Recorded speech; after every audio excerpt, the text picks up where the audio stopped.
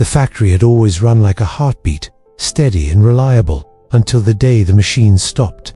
The silence was heavier than noise, and the workers' faces showed more than fatigue.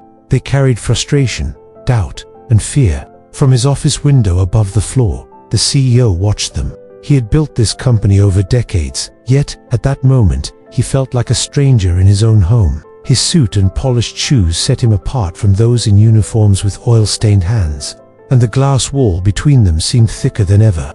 He knew the numbers, the strategy, the financial forecasts, but he did not know how to ease the weight pressing on his people. His leadership felt fragile, like paper against fire. Words of encouragement could be spoken from the office, but he felt their emptiness before they even left his lips. What could speeches mean to men and women who labored 12 hours a day just to keep their families fed?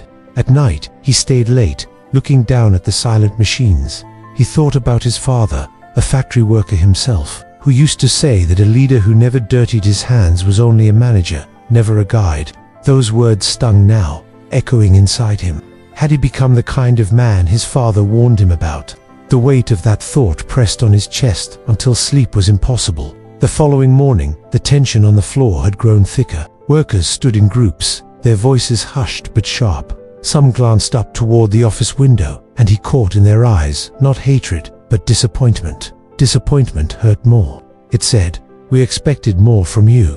That was when an older worker, a man close to retirement, with hair gone white under his cap, came to see him. He had been with the company since its early days, loyal, steady, respected. His voice carried neither complaint nor flattery, only truth. He said simply that the workers did not need speeches. They needed to see their leaders standing with them. Then he turned and left without waiting for an answer. The CEO sat there, motionless. The words had pierced deeper than any report or accusation. He realized that for all his success, for all the titles before his name, he had forgotten the most basic truth. Leadership was never about being above others. It was about being among them. And now, in this crisis, the chance to prove that truth was slipping away. The next morning, the CEO did something he had never done before. He left his office suit hanging on the rack and pulled on a factory uniform. The fabric felt strange against his skin, stiff and unfamiliar, and for a brief moment, he wondered if he was making a fool of himself. But then he remembered the old worker's words, "Your people need to see you with them." That thought carried him down the stairs and onto the factory floor. The first reaction he met was silence. Conversations paused, tools slowed in workers' hands, and all eyes turned to him. For years, he had walked the floor only as a visitor, giving quick greetings before retreating to his office. Now, standing in their uniform, he felt the weight of every stare.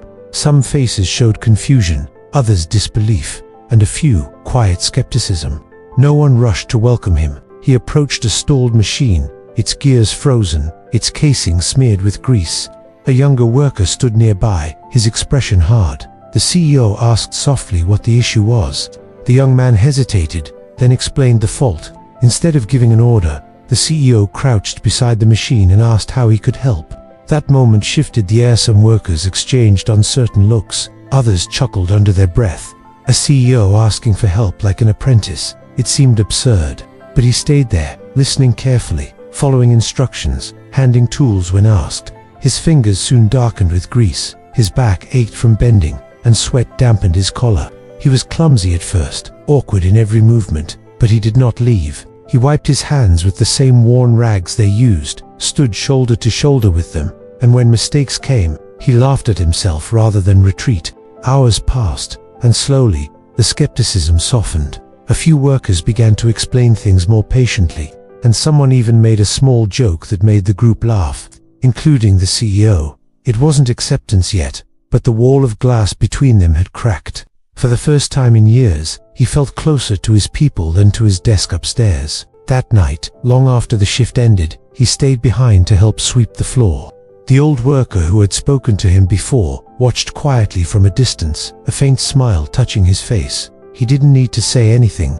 The CEO understood the lesson now, not in theory, but in the ache of his muscles and the dirt beneath his nails. True leadership was not stepping ahead, but stepping beside, and for the first time, he felt he was finally leading.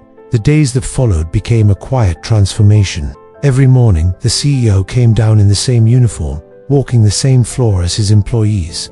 At first, many still doubted him, waiting for the moment he would retreat to the safety of his office. But he did not leave.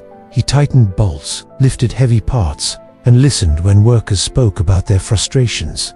Slowly, conversations that once carried suspicion began to carry laughter, small exchanges that felt lighter than before. One morning, when a machine finally roared back to life after weeks of silence, the sound filled the entire factory with energy.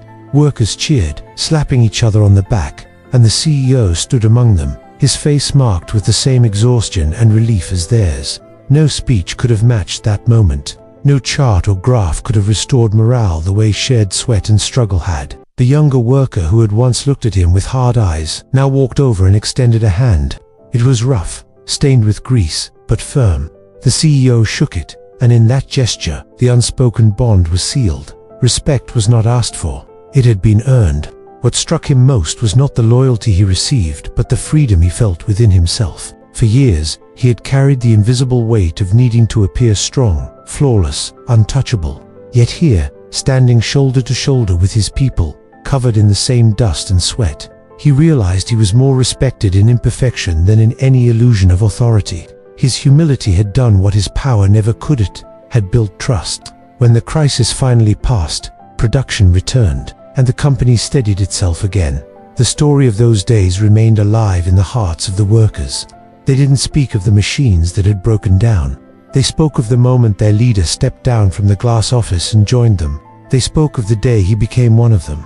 For the CEO, the greatest lesson was simple but profound. Titles may grant authority, but only service grants loyalty. Leadership, he now knew, was not measured by how high you stood, but by how low you were willing to go for the sake of others. And as he walked the floor each morning, no longer out of duty, but out of choice, he carried that truth like a quiet vow. A true leader serves first. Sometimes we mistake leadership for control, forgetting that the strongest bonds are born in humility. This story reminds us that when we step down from positions of comfort and choose to serve, we not only lift others but free ourselves from the weight of pride. True leadership is not about being followed, but about walking together. If this story touched you, take a moment to reflect on the leaders in your life and the kind of leader you want to be. Share your thoughts below, and don't forget to like, share, and subscribe for more stories like this.